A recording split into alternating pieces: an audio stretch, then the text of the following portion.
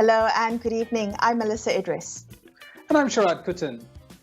Welcome to Consider This. This is the show where we want you to consider and then reconsider what you know of the news of the day. Yesterday, de facto Law Minister Takieddin Hassan stunned Dewan Rakyat by claiming that Cabinet had decided to revoke all 6 emergency ordinances. Now, he had explicitly stated that the revocation took effect on July 21st. Many have questioned if the ordinances have in fact been revoked, given the lack of a published gazette and the legitimacy of enforcement under emergency powers. But it seems that uncertainty is set to continue a little longer after Takieddin Hassan refused to clarify the matter to Dewan Rakyat this morning, saying he would only do so after the emergency expires on August the 2nd. And joining us on the line now to help shed a little clarity on the proper process of revoking emergency ordinances and the implications of not following due process. We have joining us now lawyer Sin Yew. Sin Yew, thank you so much for joining us today. And I'm just wondering, point blank, should we consider the 6 emergency ordinances legitimately annulled? No, it has not been revoked. It has not been annulled. And it has not been revoked because the act of revoking, there are certain legal rules and procedures to follow. That has not been followed. What is commonly done is that you have to first table the emergency ordinances before the Yang di-Pertuan Agong, the revocation of the ordinances to the Yang di-Pertuan Agong, because under the law, it is only the Yang di-Pertuan Agong that has the authority to revoke those ordinances, because he is the authority that made them in the first place. And after that, only after the YDPA revokes the emergency ordinances, then you would have to publish it in the Gazette, because the revocation of emergency ordinances, it's considered as a subsidiary legislation. So the law requires subsidiary legislations to be gazetted, and it will only take effect upon gazette. So it is not revoked. And it is also not annulled because, as we know it, there has been no motion to lay all these emergency ordinances as well as the proclamation of emergency, even though that is required under Article 150(3) of the Federal Constitution. So there's no motion that lays it before the House to vote. And since it has not been voted on and it hasn't been revoked, it's still in effect. Sin Yew, can you help us clarify some of the confusion that is between the question of ending the emergency earlier versus not extending the emergency, and the question of the annulment of the ordinances, which if they don't happen, actually live on for 6 months or are enforceable for 6 months after the end of the emergency. In what happened yesterday, was there any clarity as to what dimensions in terms of all these different issues was actually made sense of? Okay, let me backtrack a bit to first principles. There's 3 ways to end an emergency and its ordinances. The first is revocation, like what I've explained. The second is annulment by Parliament, which is also what I explained briefly earlier, where you lay it before the House and the House say that we don't approve of this emergency, we don't approve of this ordinance, we are going to annul it. And the third way is when it automatically lapses on the date it's stated in the emergency. I think it's 1st of August. So the proclamation of emergency, if it ends on the 1st of August, if it's not extended, all emergency ordinances that was made under this emergency, during this emergency, it lives on for another 6 months until it lapses. So what had happened yesterday was neither here nor there. I think that the Minister of Law, he had said something which was inaccurate. It wasn't factually correct, because the emergency ordinances has not been revoked. And Today, he said that he's only going to wait until the proclamation of emergency expires on the 1st of August. So I think it is implicit, it is implied in his answer today that it has not been revoked. Because if it has been revoked, there would no need to wait until the proclamation of emergency to end. And the difference here is that these ordinances that are currently in force, it will live on for another 6 months because it will only cease to have effect immediately when it is revoked or it is annulled. If it lapses upon expiration of emergency, like I said, it lives on for another 6 months. So I think there's a very good likelihood that we are going to continue living with these ordinances, with all that fake news ordinance, that government having to can tap into the consolidated funds without going through parliament and no assembly for another 6 months. So for me, that is a substantial difference. Of course, the ideal situation that it is tabled before parliament and it is voted upon. So there is legitimacy behind what the government is doing, or lack thereof, which would mean major political ramifications to the government. Because if the government loses a major bill, major resolution, that would mean that there's no confidence in the government. Sin Yew, what likelihood of this missing gazette to be published before Monday, 2nd of August, before the emergency expires? I'm just wondering whether all this uncertainty can be resolved with the publishing of the missing gazette, and can that gazette be backdated to the 21st? No, you can't. Here's the thing. If Parliament sits, the power to revoke all these ordinances, it's taken away from the government. The Constitution implicitly doesn't allow that. The proclamation of emergency and the ordinances made under this proclamation of emergency, it can only cease to have effect immediately if it is laid before the House for a vote. The government does not have the discretion to do otherwise. And what we are seeing now is that the government refusing to table this proclamation of emergency and the ordinances before the House for a vote. And that is frustrating Parliament's constitutional role to act as a safeguard, to act as a supervisor to what the government is doing. So any revocation. Continue. Can we accuse the law minister of essentially misleading the House in order to undercut what the criticism coming from the opposite end of the aisle, opposite side of the aisle rather, saying that they needed to vote on the specific ordinances? Can he be accused of misleading the House? And what are the consequences if he is proven to have done so? I think what he has done is, in effect, misleading the House, for lack of a better word. It's either that or he, which I find it quite unbelievable. He didn't know that it wasn't revoked. But I think that's rather unbelievable. I think that he did mislead the House. And he is not answering whether it's a simple yes or no. He refuses to answer. There's been a lot of dilly-dallying in the House today. What are the consequences? I think that's something for Parliament, the House itself, to decide. If I'm not wrong, there's been calls for him to be referred to the parliamentary privileges committee. I think I got the full name right. Right. And yeah, go on. Right.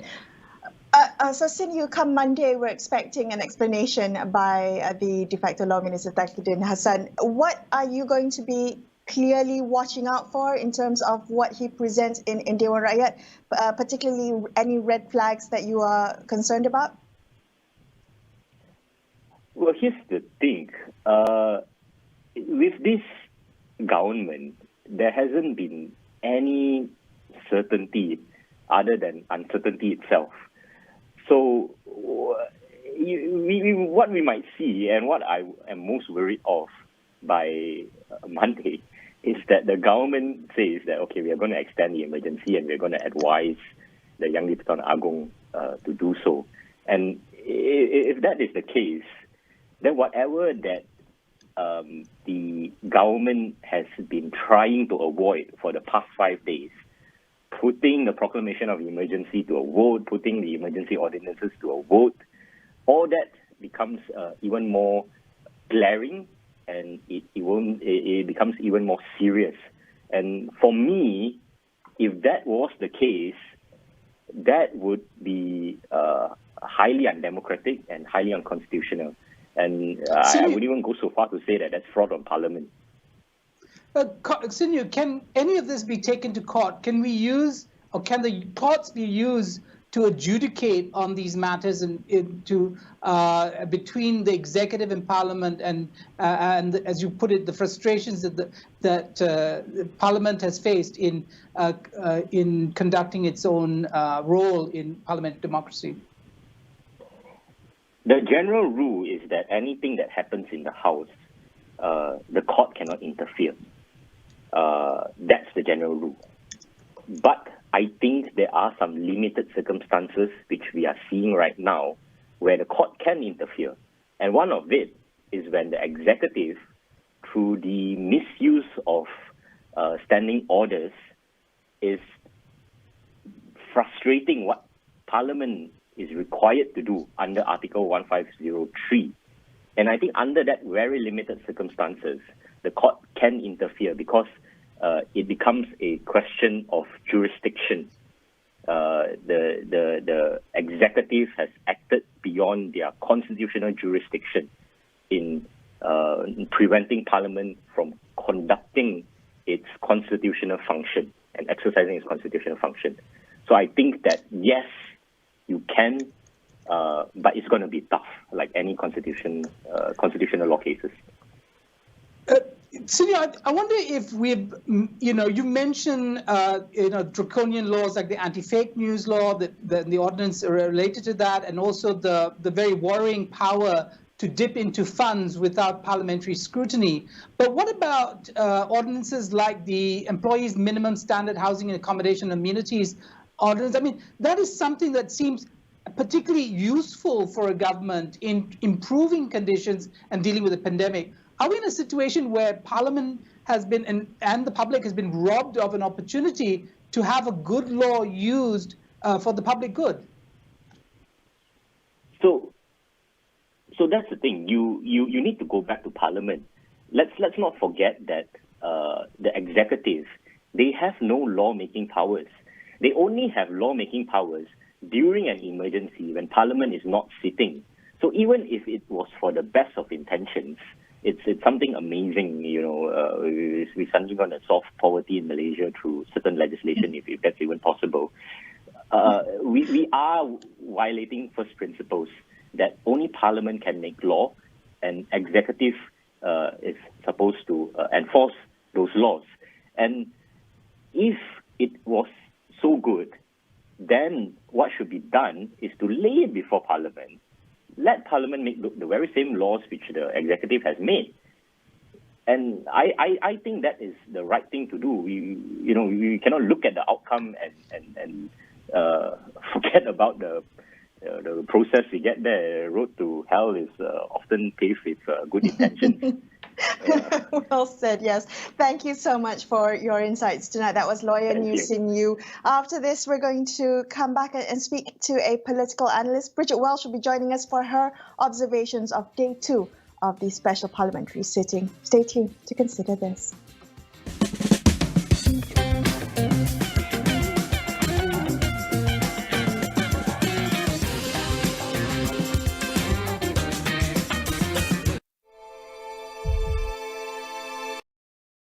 Itu penting.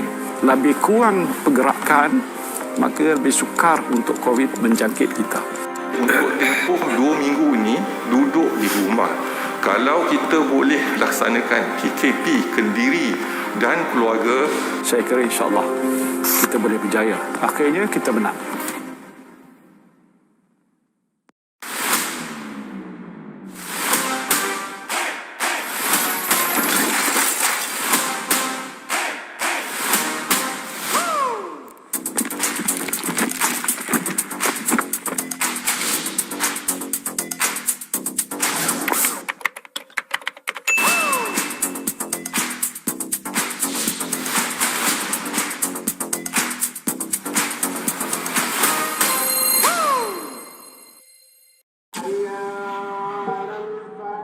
Amanah di tangan kita.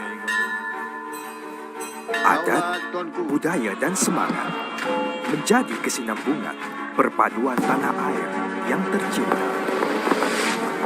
Berteraskan adab yang terpahat di jiwa dan raga.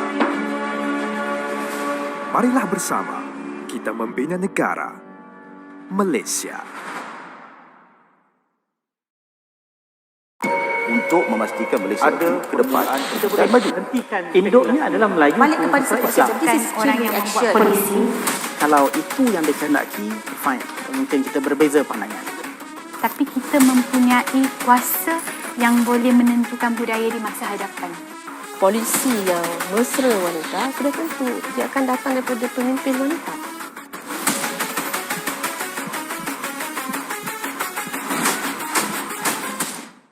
Sama Mahat Tahfiz jawabannya. Bila sentuh soal berita, tiada masa untuk tunggu.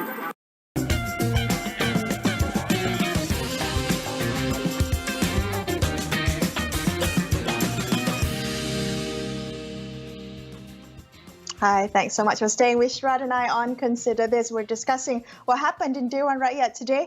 So yesterday, on Day 1, de facto Law Minister Zakidin Hassan stunned Day 1 Rakyat by claiming that the Cabinet had decided to revoke all 6 emergency ordinances, and his refusal to clarify matters had cast a shadow on Day 2. What trends can we discern from the dynamics in the House, and what implications does it have for parliamentary democracy? Dr Bridget Welsh joins us now. She's with the Asia Research Institute at the University of Nottingham, Malaysia. Bridget, good evening. Thank you for being on the show tonight. Now, Speaker Ad Harun had repeatedly told the Dewan Rakyat this morning that the executive will only answer matters concerning the emergency on Monday, 2nd of August. And I'm just wondering, Bridget, what do you make of that? Why Monday? What's so special about Monday? Well, my projection is that by Monday, that is likely that they will have King's approval of the ordinances, and we'll see if that happens tomorrow.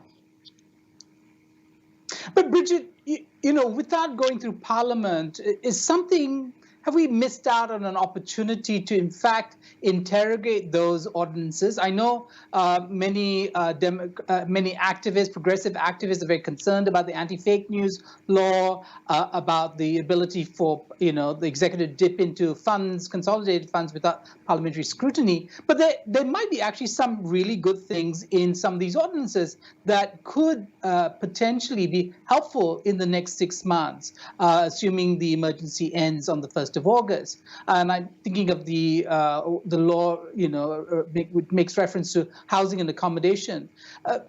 What do you think has been missed in this very strategic maneuver to deny the federal opposition, one of the major planks coming into this session, which is the need to vote on ordinances?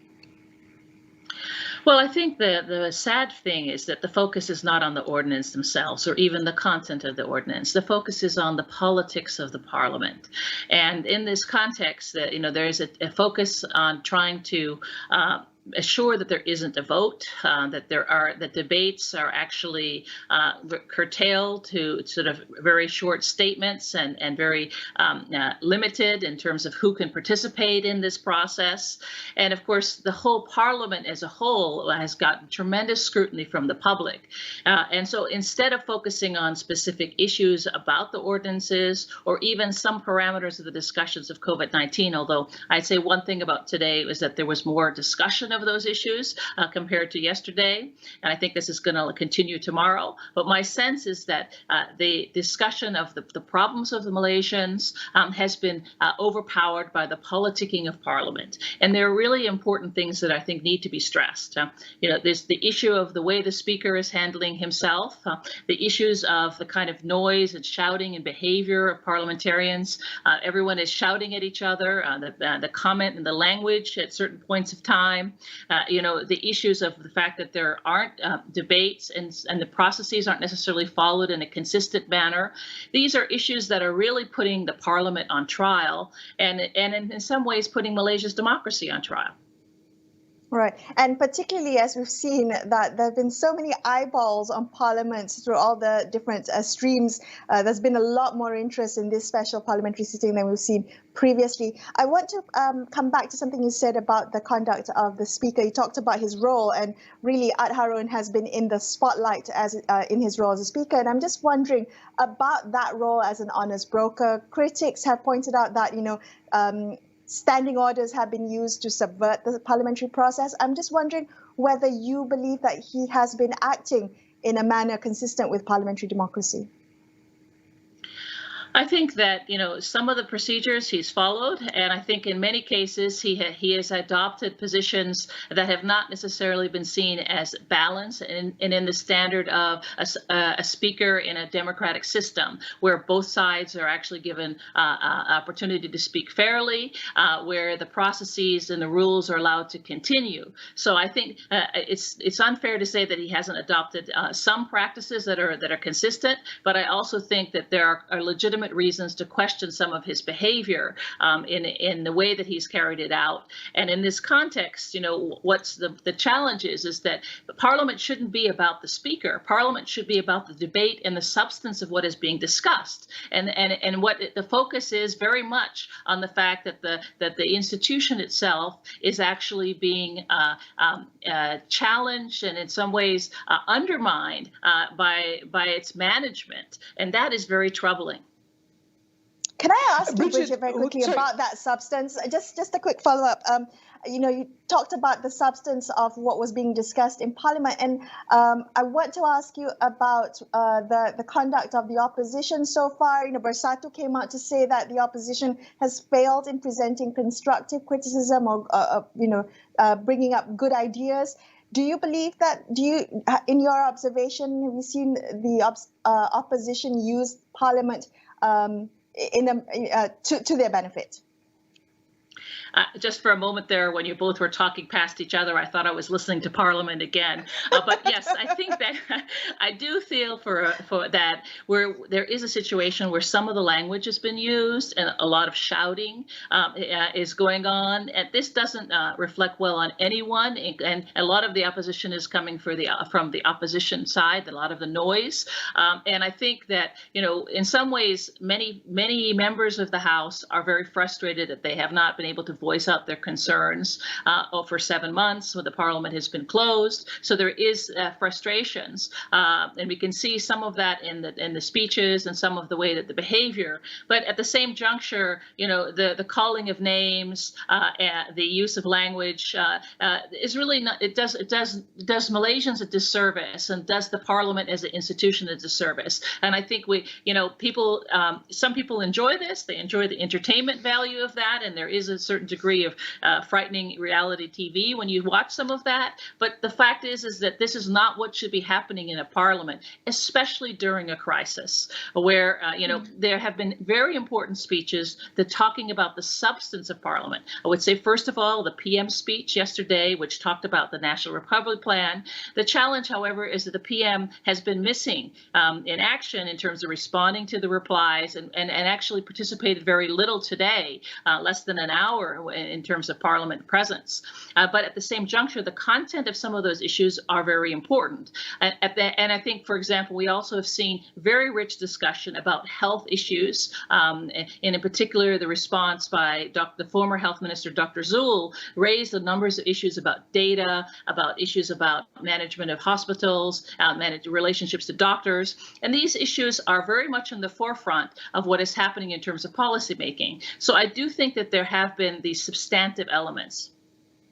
Yeah, Bridget, I just want to reassure you that both Melisa and I are on the independent block on that. So are you asking for a different position to move? Because there's a few people who want to move from different seats to another place as well. So. Actually, that's exactly my question. So I know some really substantive debates, Masli Malik bringing up the need to help private high-end education institutions and such. But I want to come back to the politics of Parliament. Gua Musang's decision to move, and ultimately UMNO's game in this parliamentary session. We know UMNO is fractured. What do you see happening on the UMNO side?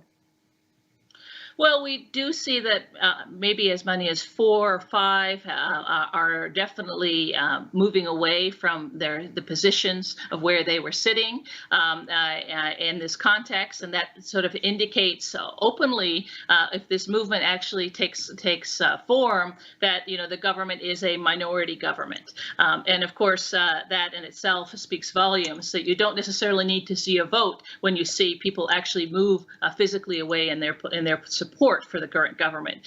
And I think that is, but the fact is that UMNO remains a very divided party, and the numbers are still with the current government, in terms of the overall numbers of MPs within UMNO. But I think it is also fair to say that there are a small number that are moving to a more independent position. But I do think it's important to recognize that their movement is not necessarily a movement towards the opposition. The opposition remains quite fractured, and I think one of the things that's very clear in the Parliament discussion is that there are very different types of voices. So while many different issues are being raised, it's clearly not one that is in a coordinated way. So you can see, for example, different positions over medicine. We had different positions and priorities of different sets of issues. And I think that the opposition is not unified as a group. And so they also, I would say, probably do not have the numbers. Bridget, very quickly, the question of Sharaad and Sabah and what's happening on the federal level, especially the perception that federal government is failing in many ways. Madius Tangau, UPCO MP for Tauran, has come out to talk about the need to look at the possibility of decentralization. Do you think these themes might actually continue as the federal government is perceived to be weak, incoherent, and unable to really take control of the situation?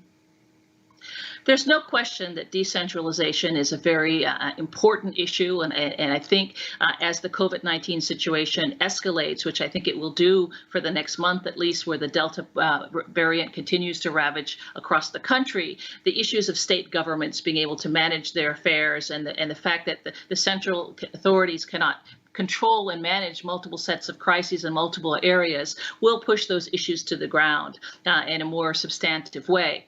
I feel also that what is very important about beyond the issues of decentralization is the other discussion about parliamentary select committees and the need to have them. A lot of these discussions could have happened quietly and without this kind of fanfare. So there could have been open discussions about policies that would have been a dialogue. Right now, what we're in is too much of a shouting match at each other, and we clearly have a very defensive government and a very attacking different forms and streams from the opposition. But I want to move finally to the point about Sabah and Sarawak. There is no question we've also seen much stronger positions from these areas in Borneo. We've seen more unity among the GRS and Sabah and the coming together of different parties to express concern about how these areas in Malaysia are being treated and the resources. And I think Sabah has legitimate reasons to talk about these issues in terms of the vaccine disbursement and also the fact that they need different resources. And I think this is true equally so for other states in Malaysia and the peninsula as well. But in Sabah and Sarawak, they have a different status. Right. Thank you so much. That was political analyst Bridget Welsh. That's all we have for you on this episode of Consider This. But before we leave you, a quick reminder that you can get all the latest information on COVID-19 vaccines at astroawani.com as well as the Astro Awani app. Thank you so much for watching. I'm Melisa Idris. And I'm Sharaad Kuttan, signing off for the evening. Good night.